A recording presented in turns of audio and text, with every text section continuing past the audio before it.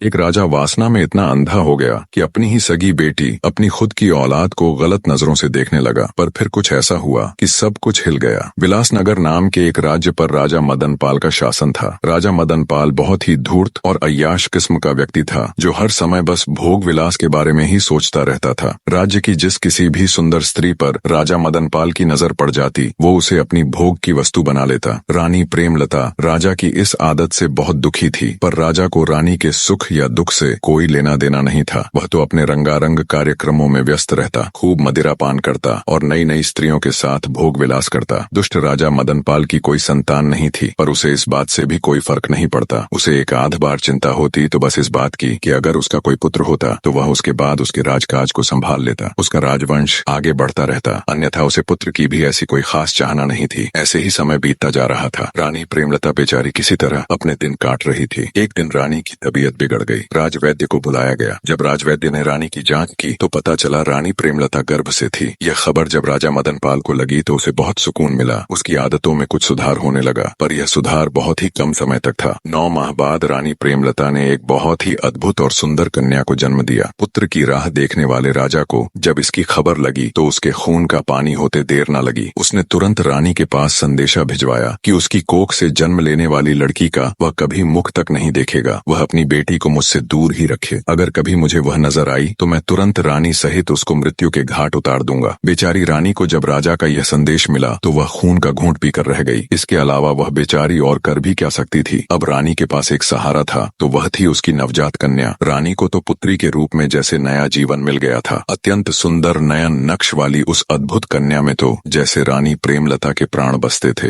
रानी जब भी उसको छूती, उसके दुलार करती तो उसके सारे दुख गायब हो जाते। रानी ने अपनी बेटी के अद्भुत सौंदर्य को देखते हुए उसका नाम तारावती रख दिया। उधर राजा अब पहले से भी दुष्ट हो चला था। लड़की होने के बाद तो उसने बिल्कुल ही रानी के पास जाना बंद कर दिया था। अब वह पहले से भी ज्यादा क्रूर हो गया था और खुलकर अपनी मनमानी करने लगा। ऐसे ही समय बीतने लगा। राजकुमारी तारा अब 10 साल की हो चली थी। वह इतनी सुंदर थी कि उस जैसा पूरे संसार में कोई नहीं था। रानी प्रेमलता को अब अपनी बेटी राजकुमारी तारावती के विवाह की चिंता होने लगी, क्योंकि पुराने समय में बचपन में ही बच्चों का विवाह कर दिया जाता था और जब उनकी 18वीं वर्ष गांठ मनाई जाती तब उनका गुनाह कर दिया जाता। अर्थात जिस लड़के के साथ लड़की का विवाह होता, लड़की को अपना घर छोड़कर लड़के के घर जाना होता। इसी चिंता को ले रानी राजा के समक्ष जाती है। बने रहे।